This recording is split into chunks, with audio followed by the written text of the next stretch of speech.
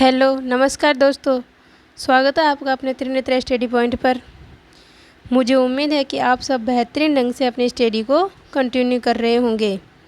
इसी के साथ आपकी स्टडी को और मजबूत करने के लिए लेकर आए हैं एक नया टॉपिक। उसमें हमारा राजस्थान इतिहास में होगा आज का टॉपिक जैसलमेर के भाटी राजवंश। यह टॉपिक एग्ज़ाम की दृष्टि से बहुत ही इम्पोर्टेंट है।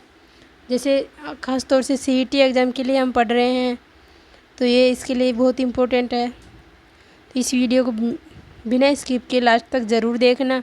तो हम पढ़ेंगे आज भाटी वंश से संबंधित टॉप 20 क्वेश्चन।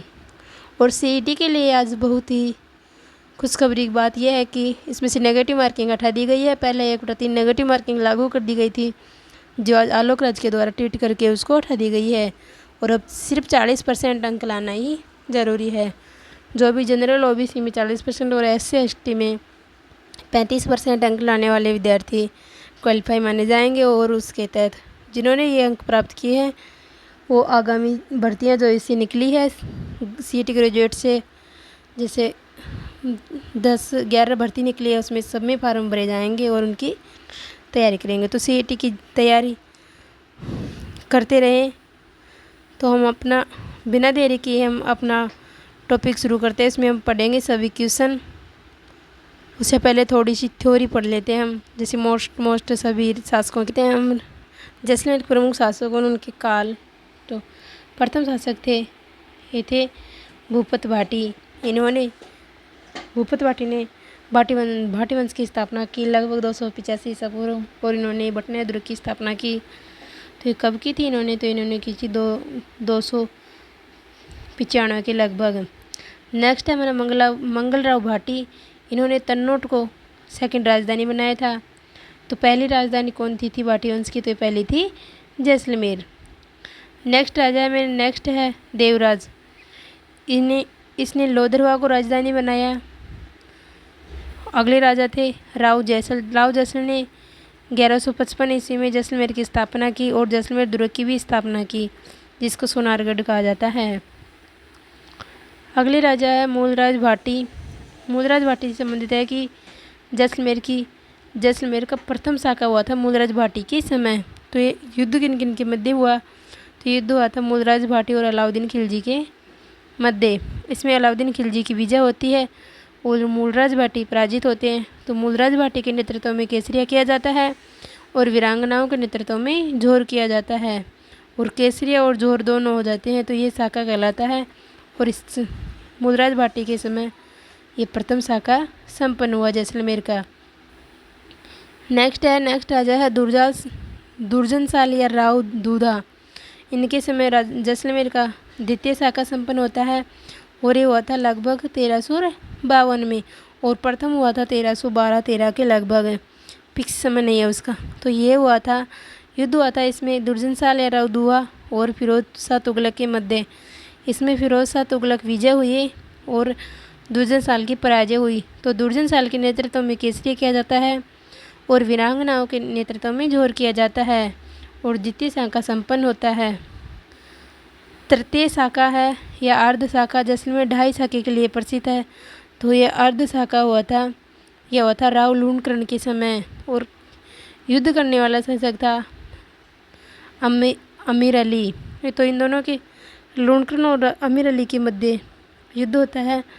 इसमें अमीर अली की विजय होती है। ये इसमें लूणकरण के नेतृत्व में केसरिया किया जाता है और इसमें जोहर नहीं होता है क्योंकि अग्नि कुंडों में अमीर अली के सैनिकों के द्वारा पानी भर दिया गया। तो कुंडों में पानी भरने की वजह से जोहर नहीं हुआ, इसलिए इसको अर्ध शाखा ही कहा जाता है। केसरिया हुआ था, जोहर नहीं। नेक्स्ट पढ़ते हैं। नेक्स्ट राजा हमारे नेक्स्ट है हर्राव भाटी। हर्राव भाटी है इन्होंने नागौर दरबार में भाग लिया। जैसलमेर की तरफ से नागौर दरबार में जो अकबर ने 1570 में नागौर दरबार लगाया था। तो जैसलमेर की तरफ से भाग लेने वाले शासक हो जाएंगे हर्राव भाटी। तो इन्होंने नागौर दरबार में भाग लिया और मुगलों की अधीनता स्वीकार की। और इन्होंने जैसलमेर सहित बूंदी पर भी भाटी वंश का अधिकार स्थापित किया। इनका अधिकार जैसलमेर और बूंदी दोनों रेस्ट पर था। अगले राजा आता है अमर सिंह। अमर सिंह के समय की अमर शाही तलवार प्रसिद्ध है। उस अगले हैं अभय सिंह।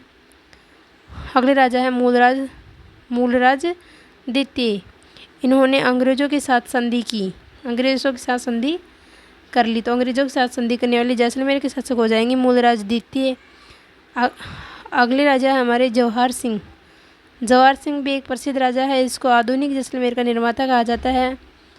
आधुनिक जैसलमेर का निर्माता कहा जाता है। तो किसको कहा जाता है? ये कहा जाता है जवाहर सिंह को।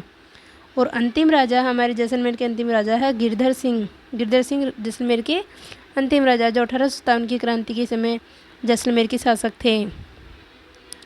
अब पढ़ते हैं हम टॉप 20 क्वेश्चन, जो कि बहुत इम्पोर्टेंट है। इसमें हमारा पहला क्वेश्चन हो जाएगा। पहला क्वेश्चन पढ़ते हैं कि किस झील का संबंध जैसलमेर से नहीं है। तो जैसलमेर से किस झील का संबंध नहीं है? भुज झील, ये जैसलमेर में स्थित है। गढ़सीसर, ये भी जैसलमेर में, और कावोद भी जैसलमेर में। कोलायत का संबंध जैसलमेर से नहीं है। तो कोलायत कहाँ स्थित है? तो कोलायत स्थित है बीकानेर में। तो इसका संबंध जैसलमेर से नहीं है। नेक्स्ट क्वेश्चन पढ़ते हैं। नेक्स्ट क्वेश्चन है कि गज विलास एवं सर्वोच्चतम विलास महलों का निर्माण किसने करवाया था? तो यह करवाया था गज सिंह ने। ऑप्शन है एक राइट आंसर हो जाएगा। तो किसके द्वारा करवाया गया था? तो इसका निर्माण करवाया गया था गज सिंह के द्वारा। नेक्स्ट क्वेश्चन पढ़ते हैं। नेक्स्ट है कि जैसलमेर से संबंधित ख्यात नहीं है। कौन सी ख्यात जो जैसलमेर से संबंधित नहीं है? तो जैसलमेर की ख्यात या जैसलमेर से संबंधित है। गजराफियारी जैसलमेर, ये भी जैसलमेर से संबंधित है। त्वारिक जैसलमेर, ये भी जैसलमेर से संबंधित है। और अगली है मुंडियारी ख्यात, यह जैसलमेर से संबंधित नहीं है। तो मुंडियारी ख्यात कहाँ से संबंधित है? तो ये हो जाएगी जोधपुर से संबंधित है, जोधपुर से। नेक्स्ट क्वेश्चन पढ़ते हैं। नेक्स्ट क्वेश्चन है वासपणी का युद्ध किसके मध्य हुआ था? तो वासपणी के मध्य किन किन के मध्य हुआ था? यह युद्ध हुआ था जैसलमेर और बीकानेर के मध्य। ऑप्शन 2 हमारा राइट आंसर हो जाएगा। नेक्स्ट क्वेश्चन पढ़ते हैं। नेक्स्ट क्वेश्चन है कि 1857 की क्रांति के समय जैसलमेर के महारावल कौन थे? मतलब 1857 की क्रांति के समय जैसलमेर के राजा कौन थे? तो ये हो जाएंगे रणजीत सिंह, जो 1857 की क्रांति के समय जैसलमेर के राजा थे। नेक्स्ट क्वेश्चन पढ़ते हैं। नेक्स्ट क्वेश्चन है कि जैसलमेर का अर्धशाखा किसके समय संपन्न हुआ? तो ये अर्धशाखा संपन्न हुआ था राव लूणकरण के समय। और ये कब हुआ? तो ये हुआ था 1550 ईस्वी में। प्रथम शाखा संपन्न हुआ था मूलराज के समय, द्वितीय हुआ था दूधा के समय, और तृतीय अर्धशाखा हुआ था लूणकरण के समय। नेक्स्ट क्वेश्चन पढ़ते हैं। नेक्स्ट क्वेश्चन हमारा कि भाटी शासकों की छत्रियाँ किस नाम से जानी जाती है? तो भाटी शासकों की छत्रियाँ जानी जाती है बड़ा बाग के नाम से। और ये कहाँ स्थित है? तो यह है जैसलमेर में। सारबाग के नाम से जाती है, सारबाग के नाम से जानी जाती है कोटा हाड़ों की छत्रियाँ। आहड़ में है, आहड़ है उदयपुर से संबंधित, उदयपुर शासकों की छत्रियाँ। नेक्स्ट क्वेश्चन पढ़ते हैं। नेक्स्ट है कि भाटी शासकों की छत्रियाँ किस नाम से जानी जाती है? तो ये हो जाएगी बड़ा बाग। ये रिपीट हो गई क्वेश्चन। नेक्स्ट पढ़ते हैं। नेक्स्ट क्वेश्चन हमारा भारतीय सैनिकों की श्रद्धा का केंद्र है। तो भारतीय सैनिकों की श्रद्धा का केंद्र कौन सा माना जाता है? तो ये माना जाता है तन्नोटिया माता को, और इनको रुमाल की देवी के नाम से भी जाना जाता है। जो माना जाता है कि भारतीय सैनिकों की तन्नोटिया माता भारतीय सैनिकों की रक्षा करती है। इसका प्रमाण सिद्ध है कि 1965 के समय जब भारत पाकिस्तान के मध्य युद्ध हुआ था, तो जो पाकिस्तान के द्वारा गोले दागे गए थे वो तन्नोटिया माता के वहाँ आकर बिल्कुल भी ऐसे कैसी रही, गोले नुकसान नहीं हुआ उनसे कुछ भी। नेक्स्ट क्वेश्चन पढ़ते हैं। नेक्स्ट क्वेश्चन है कि मूमल कौन थी? तो मूमल कौन थी? मूमल थी लोद्रवा की राजकुमारी। जो मूमल संबंधित है, तो मूमल संबंधित है लोद्रवा की राजकुमारी से। ये जैसलमेर की राजकुमारी है, उसमें लोद्रवा क्षेत्र की है। और मूमल और मूमल और महेंद्र की प्रेम कहानी बहुत ही इम्पोर्टेंट है। नेक्स्ट क्वेश्चन है हमारा। नेक्स्ट क्वेश्चन है कि राजस्थान में सबसे ज़्यादा विदेशी आक्रमण किस दुर्ग में हुए थे?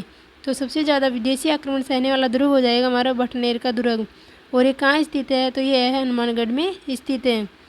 इसका निर्माण 285 ईसा पूर्व में भाटी शासक के द्वारा करवाया गया था।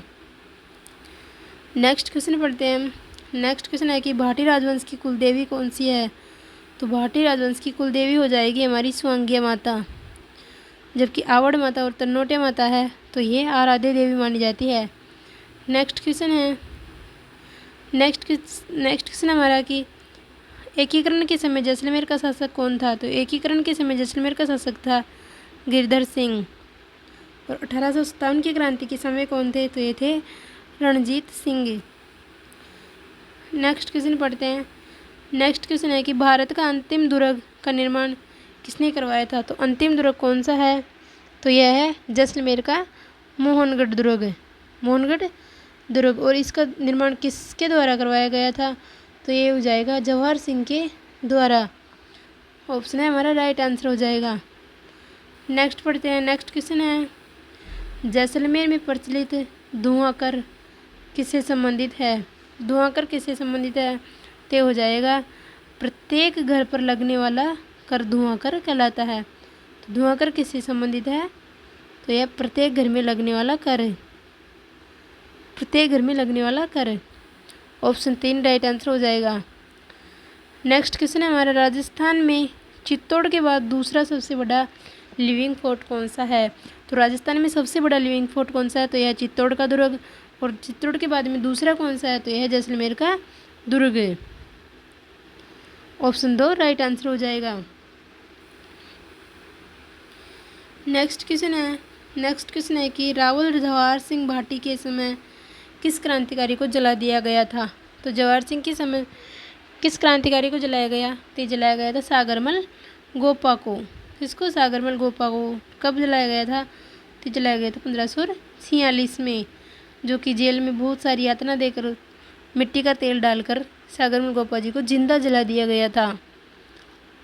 इनकी प्रसिद्ध पुस्तक है गुंडा राज, गुंडा राज। नेक्स्ट क्वेश्चन पढ़ते हैं। नेक्स्ट क्वेश्चन है कि जैसलमेर के राजाओं का राज तिलक,